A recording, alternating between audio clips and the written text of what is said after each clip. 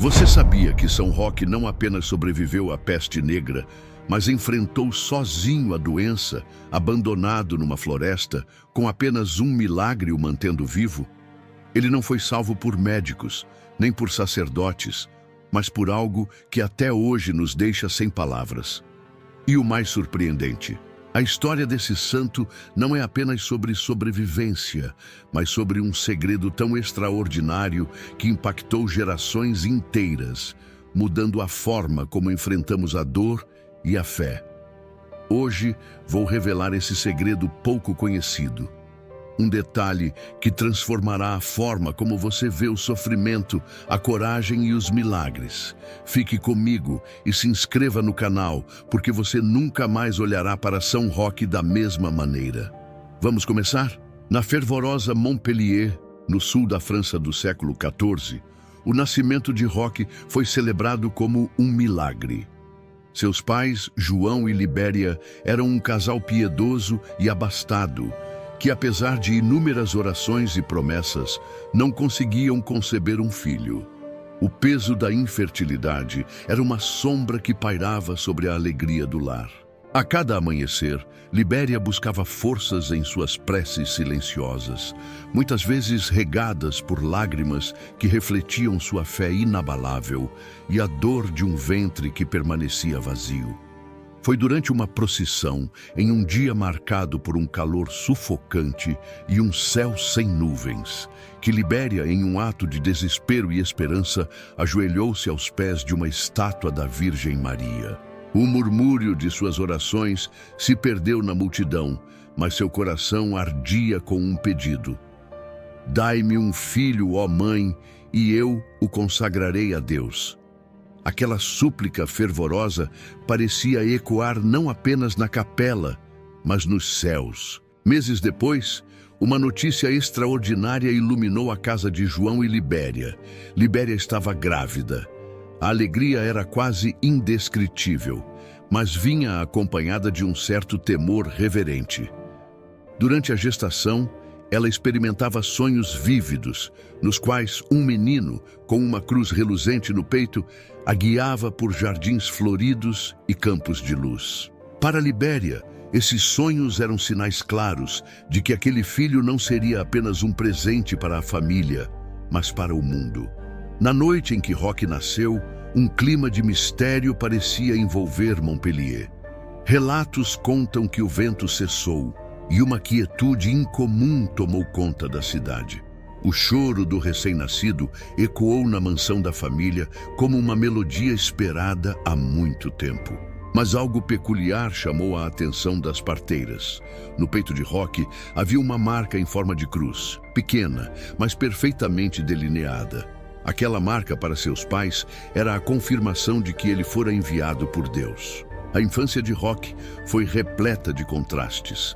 Cresceu cercado pelo conforto que a nobreza poderia oferecer, mas desde cedo demonstrava um coração desapegado das riquezas. Enquanto outras crianças se encantavam com os luxos, Roque preferia caminhar pelos campos, ouvir os cânticos das aves e observar o trabalho dos agricultores. Ele parecia fascinado pela simplicidade da vida e frequentemente fazia perguntas profundas que surpreendiam os adultos ao seu redor. João, seu pai, era um homem reservado, mas profundamente orgulhoso do filho. Costumava levar Roque à igreja, onde ambos passavam horas em oração. Foi em um desses momentos que algo marcante aconteceu. Aos 5 anos, Roque, ao observar os pobres reunidos na entrada da igreja, olhou para o pai e disse: "Por que Deus nos dá tanto, enquanto eles têm tão pouco?" A pergunta simples, mas carregada de compaixão, ficou gravada na memória de João. A partir daquele dia, ele começou a perceber que seu filho carregava um espírito diferente, um espírito que parecia destinado a grandes coisas. Os anos passaram, e Roque crescia em graça e sabedoria. Ele era conhecido por sua generosidade, frequentemente entregando suas refeições ou roupas aos necessitados que encontrava pelas ruas de Montpellier. Essa atitude, muitas vezes questionada por familiares e amigos, era sempre acompanhada de uma explicação serena. O que temos é dado por Deus para ser partilhado. Quando Roque completou 12 anos, sua mãe adoeceu gravemente. Durante semanas, ele permaneceu ao lado de Libéria, segurando sua mão e oferecendo conforto. Foi nesse período que Roque começou a compreender de forma mais profunda o mistério do sofrimento humano. Ao final de sua vida, Libéria chamou o filho e, com voz enfraquecida, disse: "Meu filho, nunca se esqueça de que você é um presente de Deus. Viva para Ele." Essas palavras seriam como uma bússola que guiaria Roque em sua jornada. Com a morte da mãe, a relação entre Roque e seu pai se estreitou ainda mais. João, percebendo a maturidade do filho, começou a incluí-lo na administração dos bens da família. No entanto, Roque não demonstrava interesse pelas riquezas ou pelos privilégios que vinham com sua posição. Ele estava mais interessado em aprender sobre os ensinamentos de Cristo e em como aplicá-los em sua vida cotidiana. Foi em meio a esse contexto que a vida de Roque sofreu sua primeira grande reviravolta. Aos 20 anos, João também faleceu, deixando Roque como herdeiro único de uma vasta fortuna. Esse momento, que poderia ter sido marcado por celebrações e ambições terrenas, tornou-se para Roque uma oportunidade de introspecção e oração. Ele passou dias recluso, buscando entender o que Deus esperava dele. E foi então que, em um gesto que surpreendeu toda Montpellier, Roque tomou uma decisão drástica: distribuiria seus bens aos pobres e dedicaria sua vida a Deus. Essa escolha não foi isenta de resistência. Amigos e parentes tentaram dissuadi-lo, argumentando que ele deveria honrar o legado da família e continuar sua linhagem. Mas Roque, com uma serenidade que desarmava qualquer argumento, respondia: "Eu honro minha família ao viver de acordo com a vontade de Deus. Tudo o que temos é dele e a ele pertence." Ao partir de Montpellier, vestido com roupas simples e carregando apenas um cajado, Roque olhou pela última vez para a mansão onde crescera. Não havia tristeza em seu semblante, apenas determinação e fé. Ele sabia que estava deixando para trás não apenas uma casa, mas uma vida inteira de privilégios. Contudo, em seu coração, sentia que estava ganhando algo muito maior: a liberdade de servir a Deus sem reservas. Após abandonar os luxos de sua vida anterior, Roque iniciou sua peregrinação, carregando apenas um cajado e um coração ardente pela vontade de Deus. Ao cruzar os portões de Montpellier pela última vez, a poeira dos caminhos parecia ser um prelúdio do que estava por vir, uma jornada de sacrifício e entrega total. Cada passo rumo ao desconhecido era acompanhado pelo som rítmico de suas sandálias contra o chão árido, um som que ecoava como uma batida do coração pulsando com fé. Seus primeiros dias como peregrino foram marcados por um misto de liberdade e incerteza. Sem a proteção de sua nobreza, Roque enfrentava agora a dureza da vida como qualquer outro viajante comum. Nas estradas que serpenteavam pela paisagem, cruzava vilarejos humildes, onde o cheiro de pão recém-assado se misturava ao som de crianças brincando. No entanto, entre os campos dourados e as árvores balançando ao vento, ele também se deparava com rostos cansados e famintos, reflexo de uma Europa assolada por desigualdades e dificuldades. Foi em uma dessas paradas, enquanto descansava sob a sombra de uma árvore, que Roque ouviu pela primeira vez sobre a devastação que a peste negra causava na Itália. Dois viajantes, sussurrando com medo, falavam sobre cidades inteiras tomadas pela doença. A cada palavra, os detalhes eram mais aterrorizantes. Corpos abandonados nas ruas, famílias dizimadas, igrejas cheias de fiéis implorando por um milagre. Roque ouviu em silêncio, mas em seu interior uma convicção começava a se formar. Ele não estava em peregrinação apenas para buscar a Deus, mas para servir aqueles que mais precisavam. Decidido, Roque direcionou seus passos para a Itália. A viagem, antes marcada por paisagens pitorescas e momentos de introspecção, tornou-se uma prova de resistência. Ele enfrentava o frio cortante das noites e a chuva que ensopava suas vestes simples, tudo com o olhar fixo no horizonte, como se cada dificuldade fosse um teste de sua determinação. Em uma das noites, já exausto, encontrou abrigo em uma pequena capela abandonada. Ali, de joelhos diante de um altar desgastado, sentiu-se mais próximo de Deus do que nunca, como se sua missão estivesse sendo confirmada. Ao atravessar a fronteira para a Itália, Roque percebeu que os rumores não eram exagerados.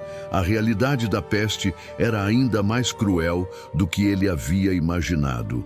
Nas aldeias que visitava, o silêncio era quase absoluto, quebrado apenas pelos gemidos dos doentes ou pelos gritos desesperados de quem havia perdido tudo. O ar era pesado, carregado do cheiro acre de incenso que tentava mascarar o odor da morte. No entanto, onde muitos viam apenas desespero, Roque enxergava uma oportunidade de agir. Em sua primeira vila italiana, ele entrou em uma igreja transformada em hospital improvisado. A visão era de partir o coração. Filas de doentes estendiam-se pelo chão, cobertos por trapos, enquanto alguns sacerdotes rezavam incessantemente. Apesar da cena sombria, Roque caminhou entre eles com serenidade. Ele ajoelhou-se ao lado de uma mulher febril, segurando sua mão trêmula. "Você não está sozinha", disse ele, com uma voz tão suave quanto firme. Com as mãos, tocou sua testa ardente e fez uma breve oração. Aquela mulher, segundo relatos, foi uma das primeiras a experimentar uma melhora inexplicável. A fama de Roque começou a se espalhar rapidamente. Por onde passava, o murmúrio de suas curas precedia sua chegada. Ele não trazia consigo medicamentos ou instrumentos sofisticados, apenas a força de sua fé e sua disposição de tocar aqueles que ninguém mais ousava.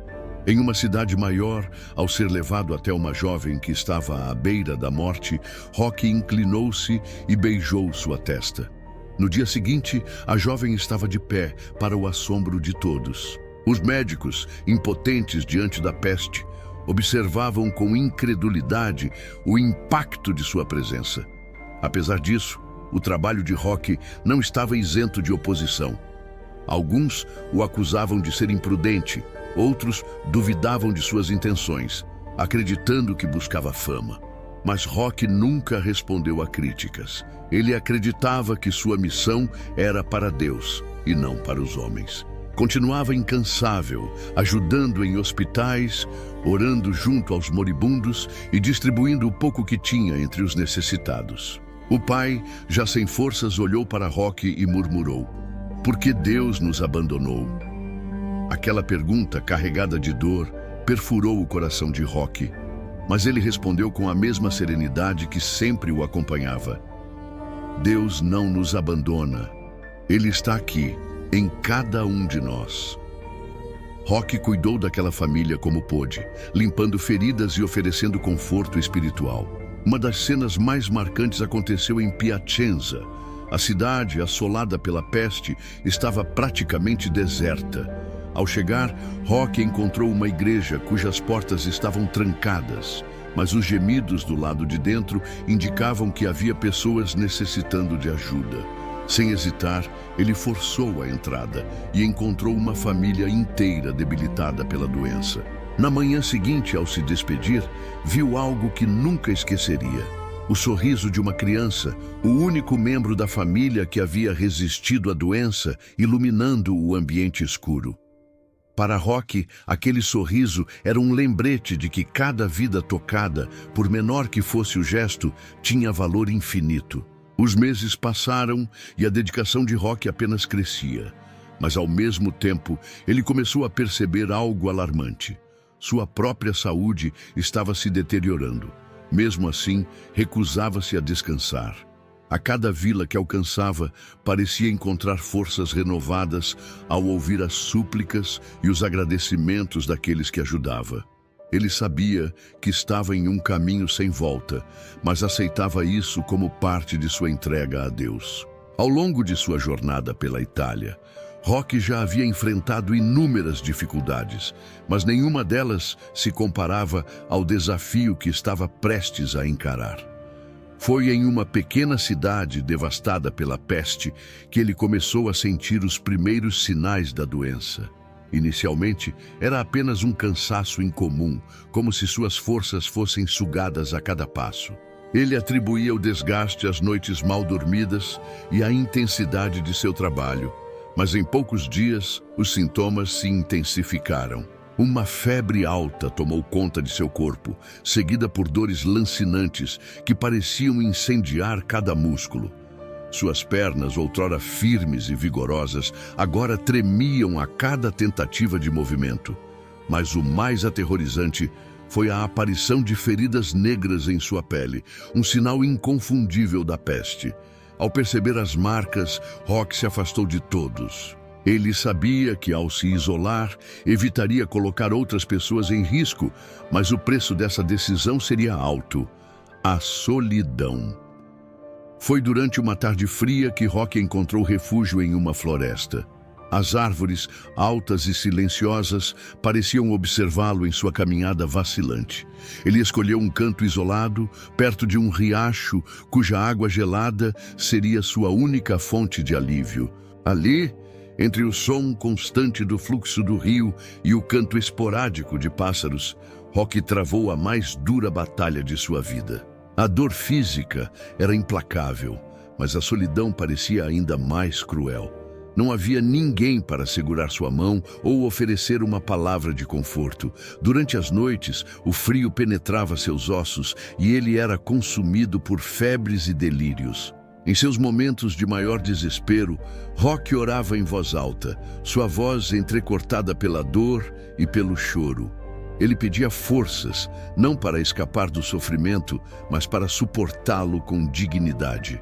Os dias passavam lentamente e Roque começou a perder a noção do tempo. Seus ferimentos pioravam e a fome tornava-se insuportável. Foi então que um milagre inesperado aconteceu. Certo dia, enquanto repousava à sombra de uma árvore, ouviu o som de passos leves na mata. Ao abrir os olhos, avistou um cão de aparência robusta, com pelos escuros e olhos atentos, carregando um pedaço de pão na boca. O animal aproximou-se cautelosamente, deixando o pão próximo a Roque antes de recuar alguns passos, como se esperasse por algo. Roque, com as mãos trêmulas, pegou o alimento e olhou para o cão com gratidão. Aquele pequeno pedaço de pão parecia mais do que suficiente para saciar sua fome. Era um sinal de que ele não estava completamente abandonado. Nos dias seguintes, o cão retornava fielmente, sempre trazendo alimento. Ele permanecia ao lado de Roque enquanto este comia, oferecendo uma companhia silenciosa, mas reconfortante. A ligação entre os dois cresceu rapidamente. Roque começou a falar com o animal, agradecendo por sua fidelidade e por ser o instrumento de um cuidado maior. À medida que os dias se transformavam em semanas, o cão tornou-se não apenas um salvador, mas também um símbolo da providência divina em meio à escuridão. Mesmo com a ajuda do cão, a recuperação de Roque foi lenta e cheia de desafios. Ele utilizava a água fria do riacho para lavar suas feridas, uma prática dolorosa, mas necessária para evitar que a infecção se agravasse. Cada vez que mergulhava as mãos trêmulas na água gélida, sentia uma mistura de alívio e agonia. Durante essas sessões, ele se lembrava das pessoas que havia ajudado em seu caminho e essa memória lhe dava forças para continuar lutando. Um dia, enquanto observava o reflexo de seu rosto abatido na superfície do riacho, Roque percebeu algo extraordinário. Embora seu corpo ainda carregasse as marcas da peste, sua alma estava mais forte do que nunca. A dor e o isolamento haviam testado sua fé de maneiras inimagináveis, mas ele permanecera firme. Rock percebeu que sua luta não era apenas física, mas espiritual. Cada momento de sofrimento era uma oportunidade de se unir ainda mais profundamente àquele em quem depositava toda a sua confiança. Após meses de reclusão, o corpo de Rock começou a dar sinais de recuperação. Suas feridas começaram a cicatrizar e sua força, embora limitada, voltou aos poucos. Foi durante uma manhã ensolarada que ele tomou a decisão de deixar a floresta. Ele sabia que ainda havia trabalho a fazer e que sua missão de servir os doentes e necessitados não havia terminado. Com o cão fiel ao seu lado, Rock levantou-se e começou a caminhar. Quando chegou ao primeiro vilarejo, os moradores o receberam com olhares de espanto e reverência. Muitos o reconheceram e espalharam a notícia de que o homem que havia cuidado de tantos, mesmo à beira da morte, estava de volta.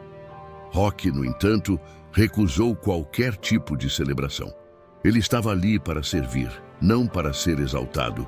Suas experiências na floresta o haviam transformado profundamente e ele agora carregava consigo uma serenidade que impactava todos ao seu redor. Aos poucos, Rock retomou sua missão. Embora seu corpo ainda estivesse marcado pela doença, ele continuava a cuidar dos doentes, orar com os aflitos e levar esperança àqueles que haviam perdido tudo. Cada gesto, cada palavra, era carregado de uma força que vinha de sua própria superação. Ele sabia que não estava curando apenas corpos, mas também almas, e isso lhe dava uma alegria profunda, mesmo em meio a tanto sofrimento. Depois de recuperar sua saúde e voltar à missão de cuidar dos enfermos, São Roque começou a atrair cada vez mais atenção, não apenas pela eficácia de suas ações, mas pelo impacto espiritual que causava por onde passava. A força que emanava dele era algo inexplicável. Pessoas testemunhavam que, ao simples toque de suas mãos ou ao som de suas orações, os doentes encontravam alívio. Alguns acreditavam que ele tinha recebido um dom divino para curar. Outros, céticos, viam-no apenas como um homem obstinado. Rock, no entanto, permanecia humilde, sempre apontando para Deus como a verdadeira fonte de qualquer milagre. Foi na cidade de Cesena que um acontecimento marcante solidificou sua reputação como um instrumento de esperança.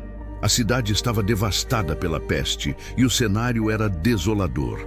Ruas vazias, janelas trancadas e um silêncio quebrado apenas pelos lamentos dos moribundos. Ao chegar, Rock dirigiu-se imediatamente ao hospital improvisado, um local abarrotado de pacientes em condições críticas. O ar era pesado, impregnado pelo odor de doenças e medicamentos rudimentares, e o som constante de gemidos tornava o ambiente quase insuportável. Rock entrou com a mesma tranquilidade que já o havia marcado em outros momentos. Ele começou a caminhar entre as fileiras de leitos improvisados, oferecendo palavras de consolo e orações. Em certo momento, um jovem médico, desgastado e incrédulo, aproximou-se dele. Quem é você para entrar aqui sem medo, quando até nós, médicos, hesitamos em tocar esses pobres infelizes? Perguntou com um tom de exaustão e ceticismo. Rock não respondeu de imediato. Em vez disso, aproximou-se de uma mulher em agonia, suas mãos cobertas por feridas purulentas. Ele se ajoelhou ao lado dela, pegou suavemente sua mão e começou a rezar. Os olhos do jovem médico, embora relutantes, fixaram-se na cena. Momentos depois, o semblante da mulher começou a mudar. Sua respiração, antes irregular e ofegante, tornou-se mais calma e um brilho voltou aos seus olhos. O médico, perplexo, não pôde negar que algo extraordinário havia acontecido. Rock levantou-se, olhou para ele e respondeu com simplicidade: "Eu apenas faço o que Deus me permite." A notícia se espalhou rapidamente.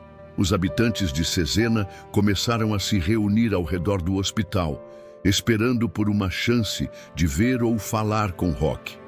Apesar do peso da responsabilidade, Ele não se deixava levar pela exaltação pública. Passava dias e noites cuidando dos doentes, frequentemente sem se alimentar ou descansar. Sua dedicação era tamanha que mesmo os mais endurecidos de coração acabavam se rendendo ao poder transformador de seu exemplo. Entretanto, em meio a tantas manifestações de gratidão, também surgiram desafios inesperados. Nem todos viam Rock como uma figura de luz. Alguns líderes locais começaram a desconfiar de sua crescente influência.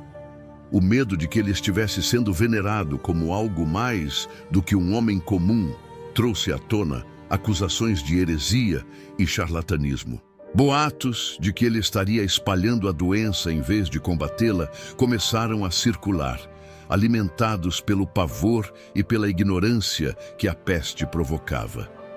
Em uma noite particularmente tensa, Rock foi confrontado por um grupo de homens armados que exigiam que ele deixasse a cidade imediatamente.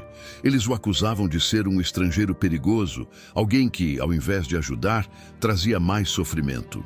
O líder do grupo, um homem de rosto severo e expressão endurecida, apontou para Rock e disse: "Você não é bem-vindo aqui. Suas ações podem enganar muitos, mas não a nós. Parta antes que algo pior aconteça." Rock permaneceu em silêncio por alguns instantes, seus olhos fixos no homem à sua frente. Ele então respondeu com uma calma que desarmou até mesmo os mais hostis: "Eu não vim para ser bem-vindo, nem para ser aceito. Vim para servir, e farei isso enquanto houver alguém necessitado." O grupo hesitou, mas acabou se dispersando, incapaz de sustentar sua raiva diante da serenidade de Rock. Mesmo assim, as tensões continuaram. Rock percebeu que, além de lutar contra a peste, também enfrentava a resistência dos corações endurecidos pelo medo e pelo ódio. Isso, no entanto, não o desanimava. Pelo contrário, fortalecia sua determinação. Ele sabia que sua missão não era apenas curar corpos, mas também levar luz à escuridão que habitava as almas. Em outro momento, durante sua estadia em Cesena, Rock foi chamado às pressas para atender a filha de um mercador influente que havia contraído a peste. Ao chegar à residência, encontrou a jovem em estado crítico. Sua mãe, ajoelhada ao lado da cama, implorava por um milagre, enquanto o pai, com os olhos fixos no chão, lutava contra as lágrimas. Rock aproximou-se e, sem dizer uma palavra, começou a rezar. A cena era carregada de tensão. O som dos soluços, o ranger do chão de madeira sob seus pés, o cheiro de ervas queimadas em uma tentativa desesperada de purificar o ar.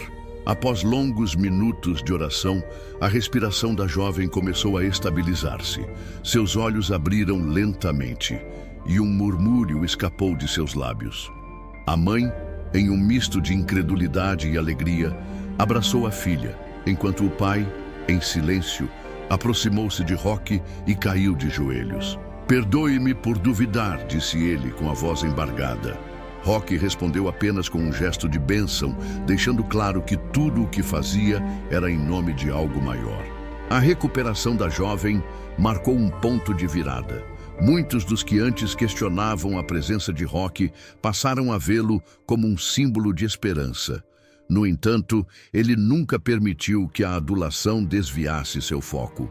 Continuava a andar pelas ruas, visitando os doentes mais pobres e esquecidos, lembrando a todos que, diante de Deus, não havia diferença entre ricos e humildes. Quando São Roque retomou sua missão, após recuperar-se da peste, sua dedicação era ainda mais intensa, mas o desgaste físico e emocional começaram a cobrar um preço alto. Cada nova cidade que ele visitava trazia consigo uma cena semelhante: ruas desertas, famílias dizimadas e corpos deixados à própria sorte, enquanto o cheiro pungente da doença impregnava o ar. Apesar disso, Rock não hesitava. Ele sabia que cada passo o levava mais próximo de cumprir sua missão, mesmo que isso significasse arriscar novamente sua própria vida. Foi na cidade de Parma que um momento decisivo de sua trajetória aconteceu. Ao chegar, Rocky foi imediatamente cercado por pessoas em estado de desespero. Algumas imploravam por cura, enquanto outras apenas buscavam a presença de alguém que pudesse oferecer conforto. O hospital local estava sobrecarregado e, ao ver a situação, Rocky prontamente ofereceu sua ajuda. Ali, entre paredes úmidas e escuras, ele passou dias incansáveis atendendo os doentes. No entanto, o cenário que Rocky encontrou em Parma era ainda mais devastador do que ele havia enfrentado em cidades anteriores. Muitos dos doentes eram crianças, cujos corpos frágeis lutavam para resistir à infecção. Em uma das noites, enquanto cuidava de um menino de 5 anos, Rocky sentiu sua própria fé ser colocada à prova. O garoto, com olhos grandes e suplicantes, olhou para ele e perguntou com a voz fraca: "Por que Deus permite que isso aconteça comigo?" A pergunta tão simples e profunda ecoou no coração de Rocky. Ele ficou em silêncio por um momento, segurando a pequena mão do menino antes de responder com ternura: "Ele está aqui com você mesmo agora, e eu estou aqui para ser um sinal disso." No dia seguinte, a situação ficou ainda mais tensa. Rocky começou a apresentar sinais de cansaço extremo. Suas noites eram interrompidas por pesadelos, nos quais ele revivia o sofrimento das pessoas que não conseguiu salvar. Durante o dia, ele enfrentava olhares incrédulos de alguns que, apesar de seus esforços, o acusavam de ser uma ameaça. "Você trouxe a doença para cá!" gritou um homem em uma das ruas, enquanto apontava o dedo para Rocky. Embora as palavras cortassem como lâminas, ele manteve sua postura serena e seguiu em frente. Apesar das críticas, os milagres associados a Rocky continuavam a atrair a atenção. Uma jovem que havia sido dada como morta pelo médico local recuperou a consciência após ele orar por ela. Um ancião que estava à beira da morte recobrou as forças após ser tocado por suas mãos. Esses acontecimentos começaram a dividir opiniões entre os moradores. Enquanto muitos o consideravam um santo em vida, outros o viam como um charlatão perigoso. Essa dualidade atingiu seu ápice em um episódio marcante. Um dos líderes religiosos locais, tomado por inveja e desconfiança, acusou Rocky publicamente de estar usando poderes ocultos para realizar suas curas. A acusação gerou um alvoroço na cidade, e Rocky foi convocado a se defender diante de uma multidão. Durante a audiência improvisada, ele permaneceu de pé, magro e visivelmente cansado, mas com uma expressão firme. Quando perguntaram se ele negava as acusações, respondeu com serenidade: "Tudo o que faço é pelo amor de Deus. Se isso é errado aos olhos dos homens, aceito o julgamento que vier." Mesmo diante das dúvidas e das acusações, Rocky continuava a trabalhar.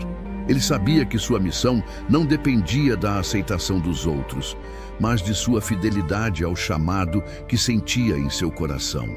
Durante esse período, desenvolveu um hábito que se tornaria emblemático. Ele passava horas em oração silenciosa, buscando forças para continuar.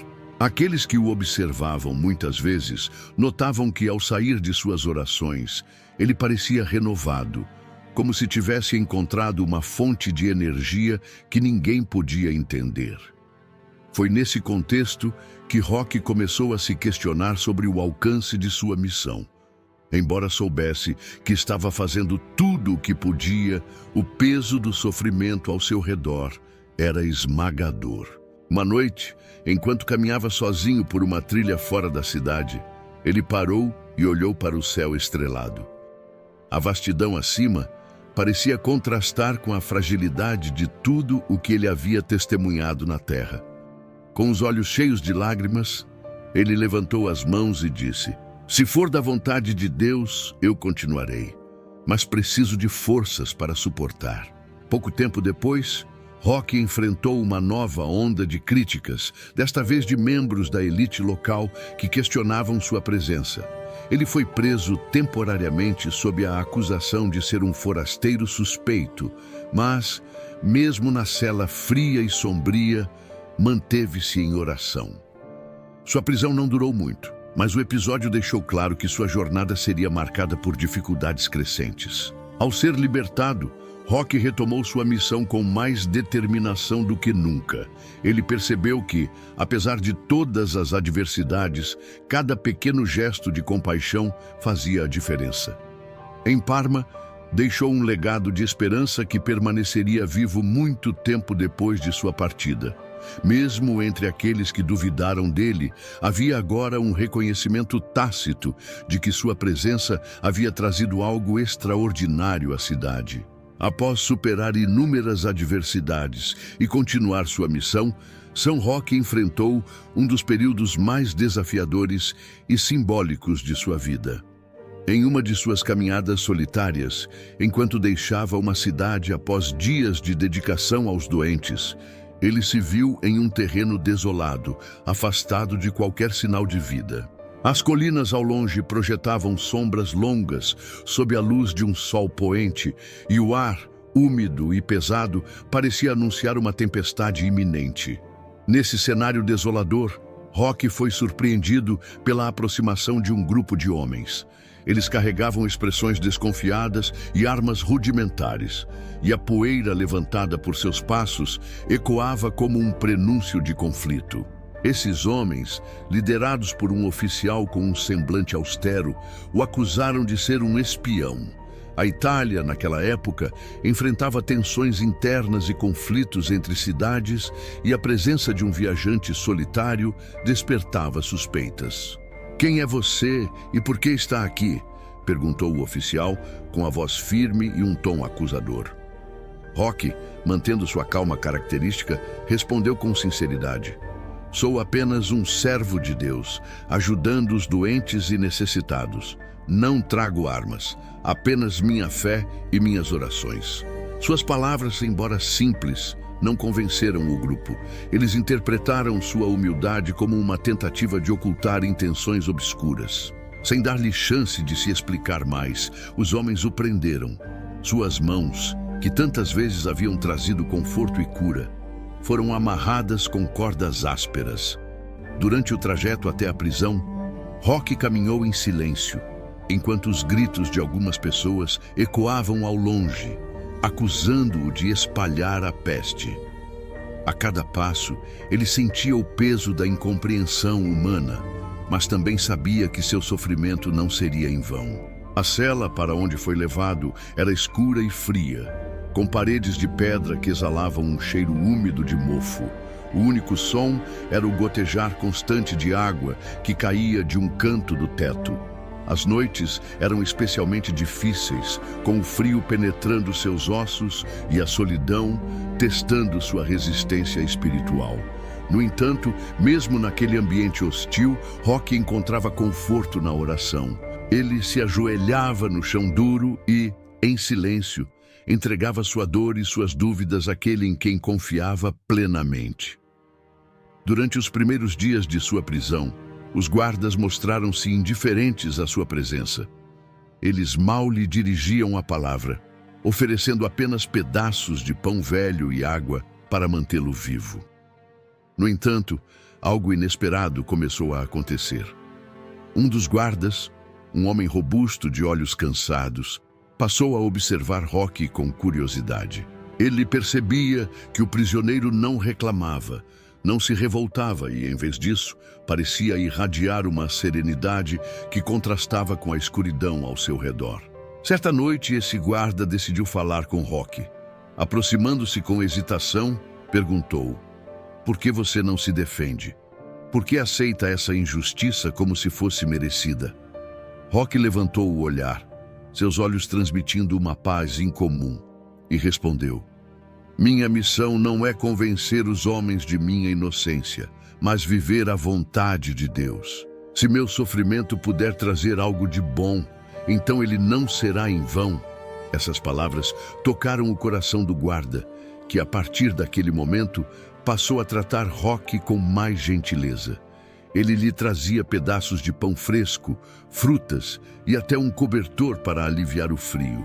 Mais do que isso, começou a escutar as histórias que Roque compartilhava, relatos de fé, compaixão e milagres que ele havia testemunhado ao longo de sua jornada.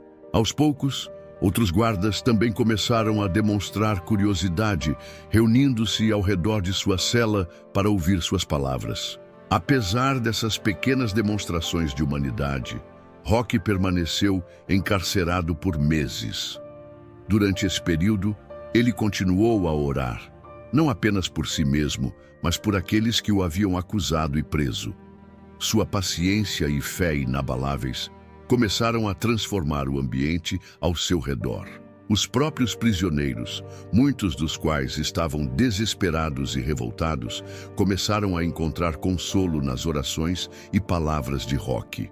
Mesmo dentro de uma prisão, ele continuava sua missão de levar esperança a quem mais precisava. Certa manhã, algo inesperado aconteceu. Um dos prisioneiros, que estava gravemente doente, foi levado para a cela ao lado de Roque. Seus gemidos de dor ecoavam pelo corredor, e os guardas, temendo o contágio, mantinham distância. Roque, no entanto, aproximou-se o máximo que as grades permitiam e começou a orar por aquele homem. Ele usou um pedaço de pano de sua própria roupa para limpar a testa do doente e ofereceu palavras de conforto que, embora simples, tinham um poder transformador. Dias depois, o homem começou a melhorar. Os guardas ficaram incrédulos e a notícia se espalhou rapidamente. Alguns começaram a acreditar que Roque realmente possuía um dom divino, enquanto outros viam isso como um mistério inexplicável. Para Roque, era apenas mais uma oportunidade de demonstrar que a verdadeira força vinha do amor e da compaixão. Com o passar do tempo, a prisão tornou-se um lugar de aprendizado espiritual para todos que conviviam com Roque. Ele havia transformado um ambiente de escuridão e desespero em um espaço de esperança e reflexão. No entanto, sua saúde começou a se deteriorar lentamente. O tempo na prisão, combinado com os anos de esforço físico e emocional em sua missão, cobrava seu preço. Apesar disso, Roque não se queixava. Ele aceitava cada dia como uma oportunidade de servir, mesmo dentro dos limites da cela. Suas palavras finais, antes de falecer, foram uma oração silenciosa que ecoou no coração daqueles que o ouviram. Quando sua morte foi descoberta, um dos guardas encontrou algo que finalmente revelou sua identidade. Um pequeno medalhão com o símbolo da cruz, que ele sempre carregava consigo. Essa descoberta trouxe um misto de tristeza e reverência. Muitos perceberam tarde demais que haviam convivido com um homem extraordinário, alguém que, mesmo na adversidade, nunca deixou de ser um farol de luz para aqueles ao seu redor. A prisão que havia tentado silenciá-lo tornou-se, ironicamente, o local onde sua fé brilhou mais intensamente, deixando um legado que continuaria a inspirar gerações. Após anos de dedicação incansável e enfrentando adversidades em sua missão, São Roque, agora com a saúde comprometida pelos longos períodos de sofrimento e privação, ainda mantinha sua fé inabalável. Ao sair da prisão, a qual havia transformado em um lugar de esperança e reconciliação espiritual, ele retornou à estrada, caminhando com um corpo marcado pelo tempo, mas com um espírito renovado. Sua determinação era evidente em cada passo, embora o cansaço começasse a pesar sobre ele. Roque decidiu voltar a Montpellier, sua cidade natal. Era um retorno envolto em silêncio, mas repleto de simbolismo. Ele não buscava reconhecimento ou aplausos, apenas desejava encerrar sua jornada onde tudo havia começado. O caminho para Montpellier era longo e repleto de desafios. Enquanto caminhava por trilhas irregulares, o som de seus passos ecoava nas paisagens desertas, muitas vezes interrompido apenas pelo canto melancólico de um pássaro distante.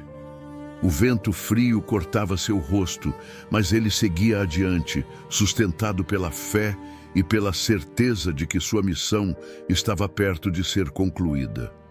Ao chegar aos arredores de Montpellier, Roque encontrou uma cidade muito diferente daquela que havia deixado anos antes. A peste havia passado, mas deixara cicatrizes profundas.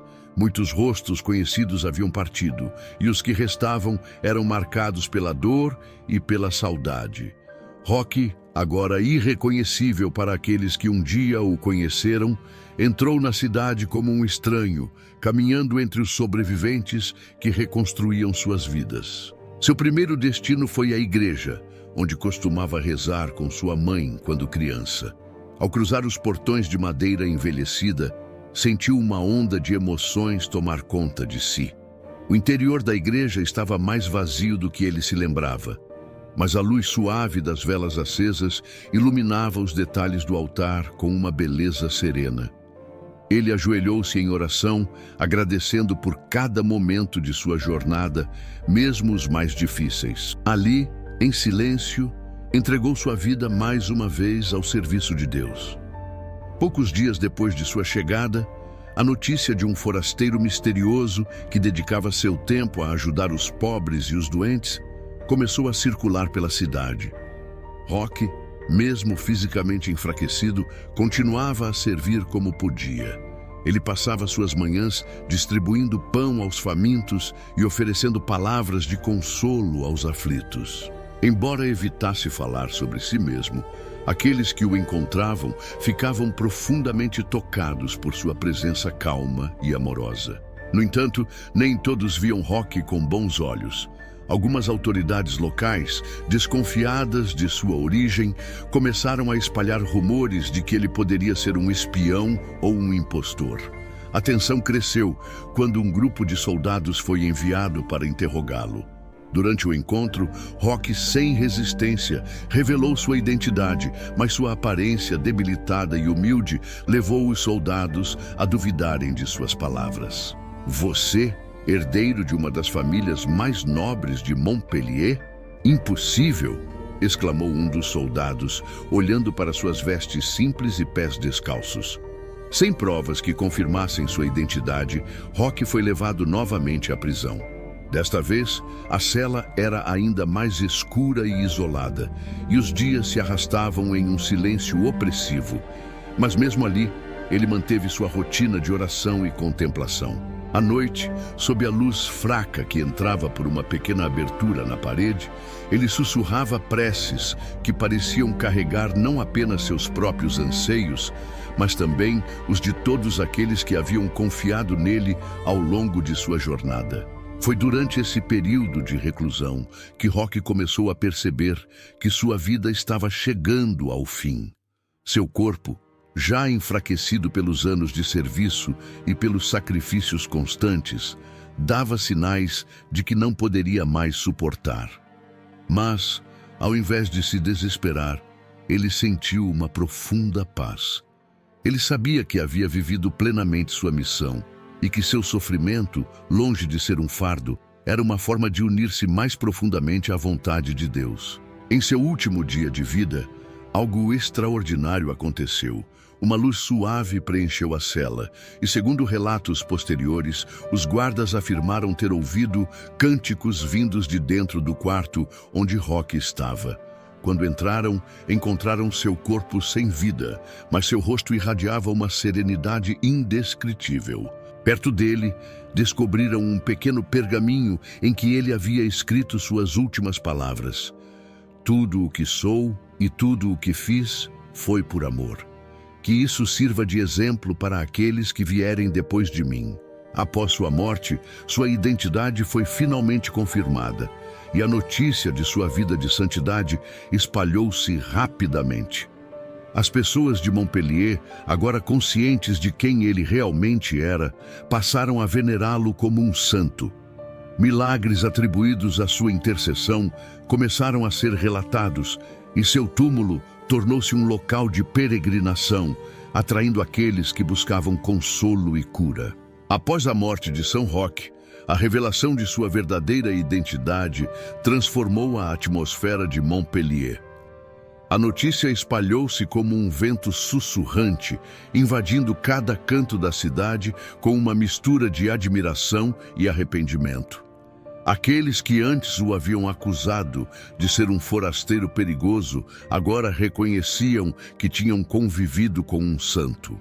Mas o reconhecimento veio tarde demais, deixando um vazio nos corações de muitos que o ignoraram ou o perseguiram injustamente.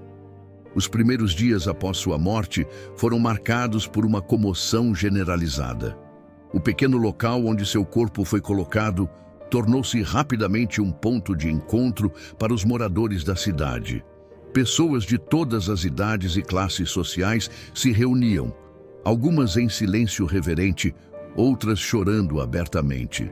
O espaço, que antes parecia simples, agora parecia irradiar algo especial, como se o legado de Roque continuasse vivo entre aqueles que buscavam consolo. Um dos momentos mais marcantes ocorreu quando uma mulher idosa, que havia perdido toda a sua família para a peste, aproximou-se do corpo de Roque. Ela segurava nas mãos um pedaço de pão que ele lhe havia dado semanas antes. Eu não sabia que era ele. Eu não sabia que estava diante de alguém tão santo, disse ela, com lágrimas escorrendo pelo rosto enrugado. Ela depositou o pão aos pés de Roque como um sinal de gratidão silenciosa e permaneceu ali, ajoelhada, por horas. Logo começaram a surgir relatos de milagres associados à presença do corpo de Roque. Uma criança que estava gravemente doente foi levada por sua mãe até o local. A mãe, desesperada, colocou a mão da filha sobre o corpo do santo e pediu sua intercessão. Dias depois, a menina recuperou a saúde e a notícia de sua cura espalhou-se rapidamente. Outros começaram a relatar histórias semelhantes, fortalecendo a crença de que São Roque continuava a operar milagres, mesmo após sua morte. Esse aumento na devoção levou as autoridades locais a decidirem transferir o corpo de Roque para um local mais adequado, onde pudesse ser venerado com maior dignidade. O processo de transferência foi cercado por um clima de emoção e solenidade. Homens e mulheres carregaram o caixão em procissão pelas ruas da cidade, enquanto multidões acompanhavam com velas acesas, entoando cânticos e orações. O som das vozes em uníssono preenchia o ar, criando uma atmosfera de fé e esperança que contrastava com os anos de sofrimento que Montpellier havia enfrentado.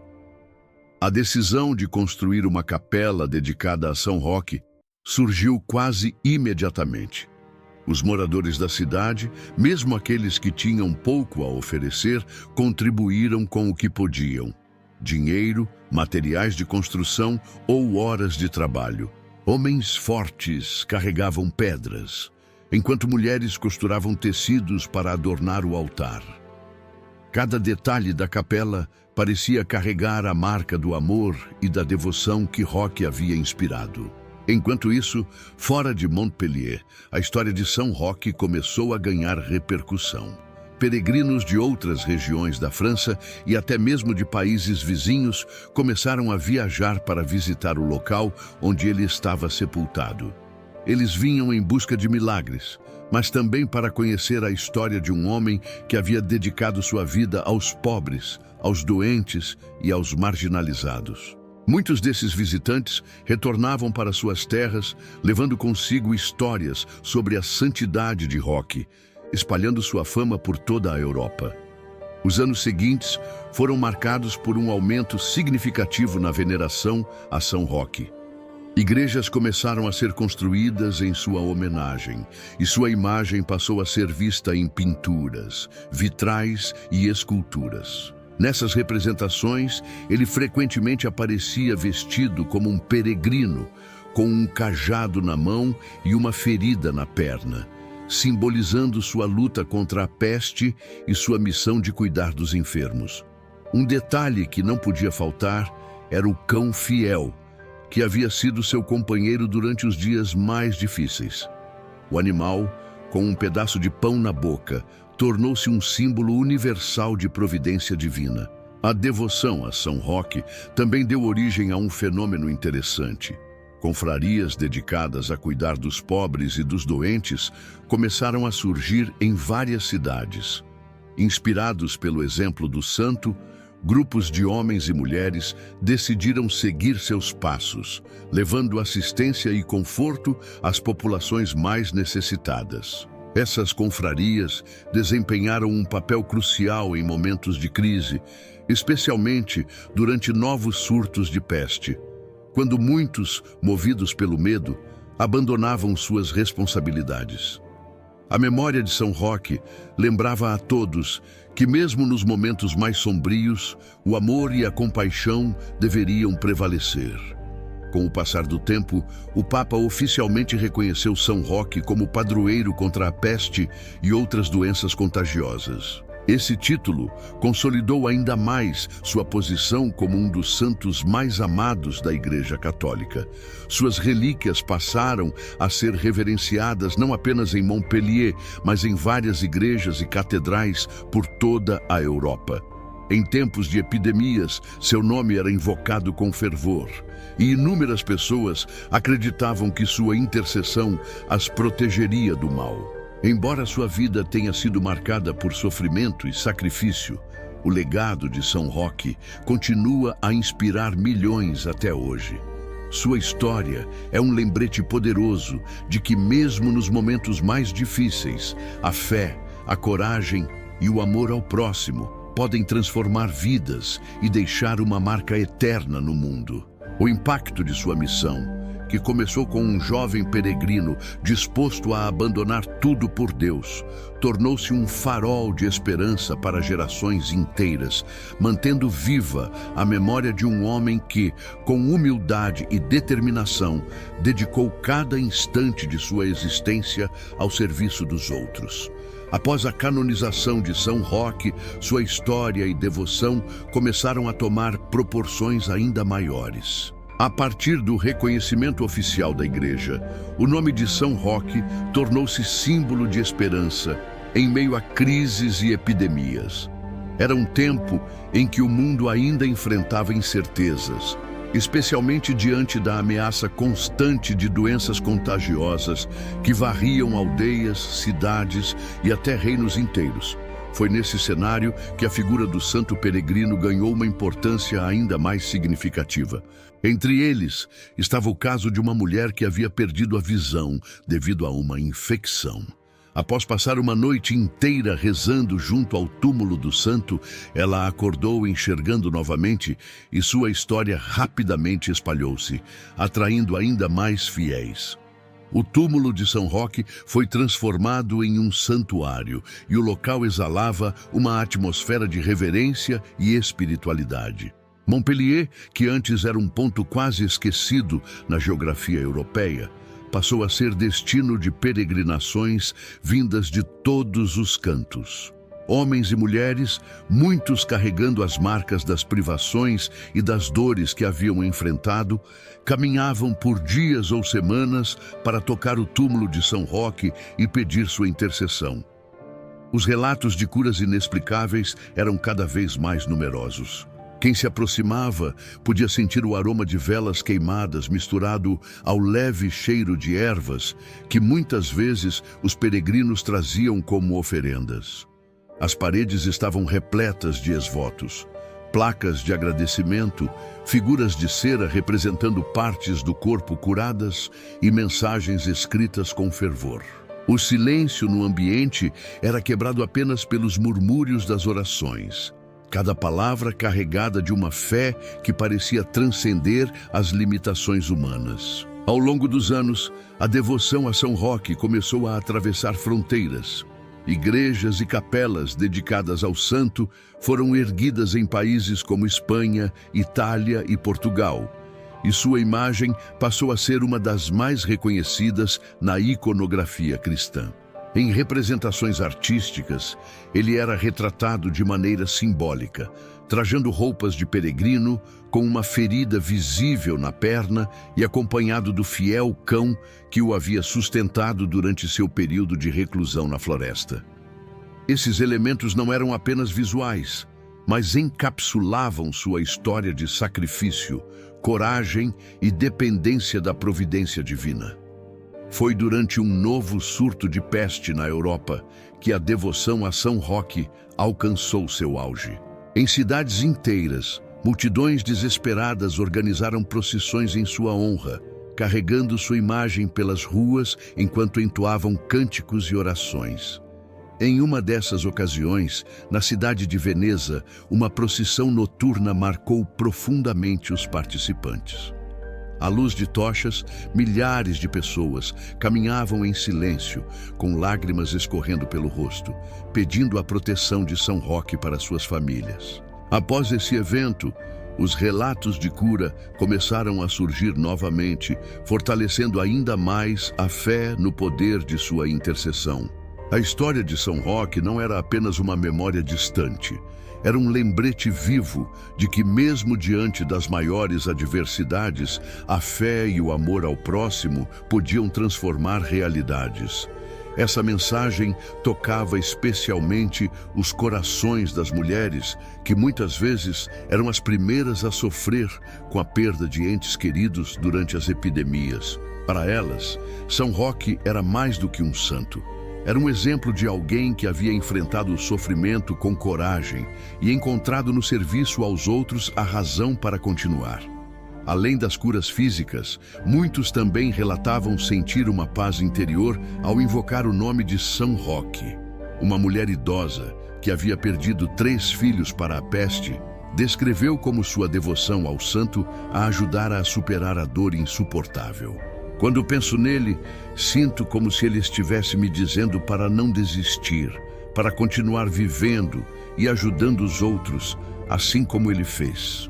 Essa conexão emocional profunda era fortalecida pelas histórias que eram contadas de geração em geração. Mães e avós narravam para seus filhos e netos a vida de São Roque, enfatizando não apenas seus milagres, mas também sua humildade e dedicação. Essas histórias eram acompanhadas de pequenos atos de devoção, como acender velas diante de sua imagem ou rezar novenas pedindo proteção contra doenças. Com o tempo, a devoção a São Roque tornou-se um elemento central em muitas comunidades cristãs. Ele não era apenas um intercessor distante, mas um amigo espiritual, alguém com quem as pessoas podiam contar nos momentos mais difíceis. Em muitas famílias, a prática de invocar São Roque antes de sair de casa tornou-se um hábito, especialmente em tempos de crise. Por toda a Europa e posteriormente em outras partes do mundo, a influência de São Roque continuava a crescer. Ele havia se tornado um símbolo universal de esperança, e seu exemplo inspirava não apenas os fiéis, mas também aqueles que trabalhavam diretamente com os doentes. Muitos médicos e enfermeiros, enfrentando condições extremas em hospitais lotados, relatavam que a devoção ao santo lhes dava forças para continuar. Enquanto isso, em Montpellier, a capela dedicada a São Roque tornou-se um local de celebração anual. A cada ano, no dia de sua festa, milhares de pessoas se reuniam para homenageá-lo com procissões, missas e momentos de oração silenciosa. Essas celebrações eram marcadas por um espírito de gratidão e renovação da fé, mostrando que, mesmo séculos após sua morte, São Roque continuava a tocar vidas. A devoção a São Roque não parou de crescer após sua morte. Com o passar dos anos, seu legado se tornou um marco na espiritualidade cristã, consolidando-o como um dos santos mais venerados da Igreja Católica.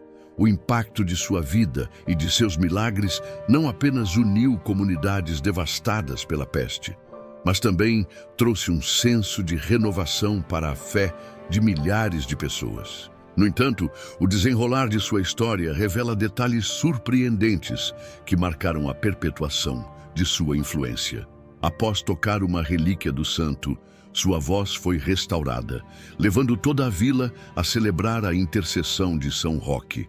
O santuário erguido em sua memória tornou-se um dos mais movimentados centros de peregrinação da Europa medieval.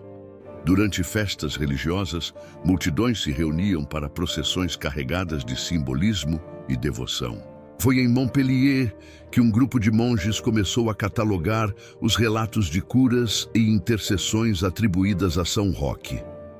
Entre as histórias registradas, havia a de um agricultor que, durante uma forte seca, pediu sua ajuda em oração.